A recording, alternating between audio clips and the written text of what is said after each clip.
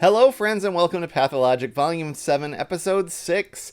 Today, we are going to be solving a movement puzzle, which is exciting because we don't get to do that very often, and they're very satisfying in the digital interface. So I'm looking forward to sharing that with you right after we take a look at the rules. In Heyabon, we'll move some circles so that the positions of the circles in each region have 180-degree rotational symmetry around the region's center. So, a few things to unpack here. The first is movement. In the digital interface, we're going to be literally clicking and dragging these things to move them, but in the pencil puzzle version, you would draw a line from the starting position to where they end up, and it would look something like our end product here, though not exactly. And 180-degree rotational symmetry. If you are allergic to math, you can just think of it as taking a region, putting a pin right in the middle, and spinning it halfway around. So you can see that this circle with a 3 in it would spin all the way around to be where this circle with a 2 in it is, and vice versa. You can see how that works in a region with more than 2 circles right here, that there would be a pin right there that would spin around, or even simply one circle in the middle satisfies that criterion. Each region must contain at least one circle, so no empty squares once we're done, or rectangles. And a circle may move only in one straight line vertically or horizontally. There are no cases where we're going to allow a circle to move a little bit in one direction and then turn and move in another direction.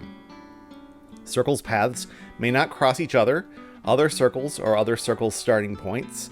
That is something that's a little bit more intuitive when you're doing it in pencil and paper, because it's basically saying that once you've drawn something in a square, you can't draw anything else in that square. But you can see that in the solution as well, that we don't have any of these paths overlapping anything. And finally, circles containing clues must be moved exactly the indicated number of cells. Clues in this puzzle are simply numbers, and so for example, this 2 was right here, and it moved exactly 2 cells to end up where it is in the solution. Those are the rules of Heyabon, so it's time to solve a puzzle. Today's Heyabon puzzle was set by Shye. We have some zeros in the grid, which are helpfully already grayed out so that we know that we will not be moving them. The thing I'm going to look for next are the biggest numbers and see if they are constrained in how they can move. And starting with the 3s as the biggest number that they can get, this 3, in fact, is constrained because it can't move 3 spaces north or east without hitting something, or south, so it does go west like so.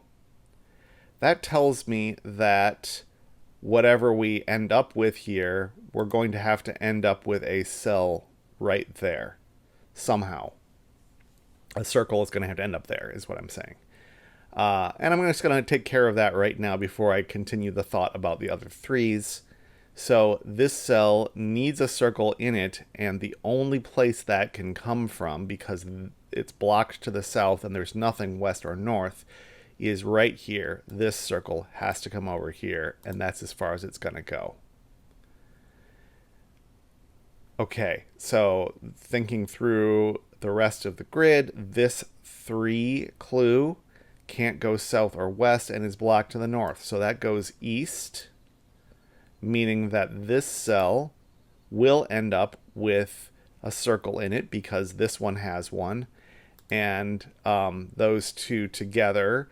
And so this circle we know will not move, because if it did, it would break that symmetry. I'm going to mark this one blue as well. We'll use that to indicate places where we know that there will be circles. And I can do that for these zeros and their symmetrical partners as well. Might as well pencil that in now. This 0 goes with this cell. And so this circle doesn't move either. Okay, how about this 3? We're doing our 3s everywhere. Can't go west, can't go east, can't go south. It's going to have to go north. That will end up being a circle in the final puzzle, so this one is as well, which means this circle doesn't move. This 3 could move east or north at the moment. So moving down one size, 2. This has several options. This one, though, is constrained. Can't go west. It's blocked to the east. It's blocked to the south by this path. So it goes north. And so we're going to need something in the symmetrical position, which is down here, and it can only come from right there. So that is going to be the disposition of this circle. And what about this one? Where could that go? I'm going to say it can't stay in this region, because if it did, this region doesn't have a middle. It's not an odd width and height. So every circle we end up with has to have a partner. And there are no other circles in the grid that could make it, that have a path to make it into this region. So this is actually going to have to leave the region. And where does it do that? That is either this cell or it's this cell. If it were this cell, we would also need something up in this corner, and there's no place to get it from. So it doesn't go north. This goes east to there, and we need to have these 2 cells end up with circles. And you can see where this one's going to come from. The only place it can is this one right here. That I'm going to go ahead and mark that these 3 cells are impossible to fill with circles because they're blocked off by other things that are known. So that means that these 3 cells up here are also not circles, which is going to help us to know how some of these other ones travel. This one we can get from over here or down here. Probably can disambiguate that, but doesn't look like the easiest one. So I'm going to see if I can find the easiest one first. The 2 can't, well, it could. Never mind. Never mind. Okay. This circle, we've already determined we can't put anything up here because they don't see anything outside of, they don't see any circles anymore because this path has ruined that possibility. So none of these can end up with a circle, which means this one can't go west, and north and south are blocked. So it goes to the east. I don't know how far yet.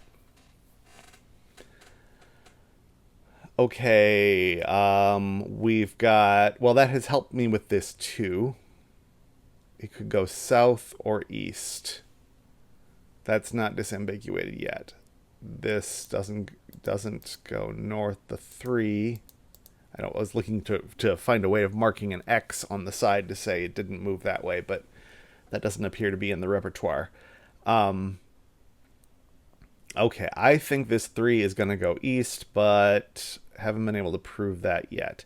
Let's talk about this circle. Where could that go?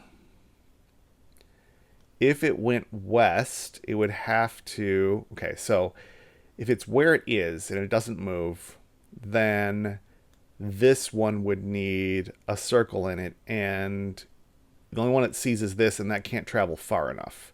So it doesn't stay where it is. Could it go north? Then this would need a circle, which would have to come from this one. That's possible. If it went west one space, it would end up there. The corresponding space is here, and that is in the same situation. We can't bring this one over that far. So this doesn't go, it doesn't stay where it is. It doesn't go west 1. It doesn't go west 2 because this cell can't be populated. It could go west 3 and be the pairing here. So it goes west 3 or it goes north 1.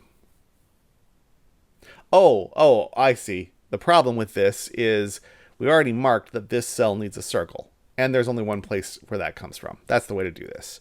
So this circle has to come over here. It's the only one that can see this cell. And now we know that this circle does not go north because this cell can't contain any circles. So this does go west. We determine it if it goes west at all, it's got to keep going west all the way over here. That is good.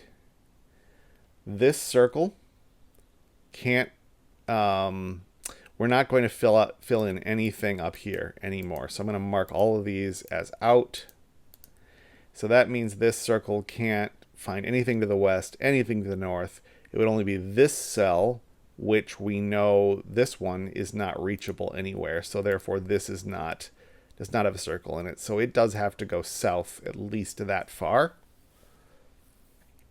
which is good because this one clue can't go north because we now have marked this cell as inhospitable. So this has got to go south, meaning that this cell needs a circle, which could come from either of these at the moment, but these two are already crossed by a line, so we know these two can't have a circle in it. So this has got to keep going, and that's as far as it can go, and we finished off that region.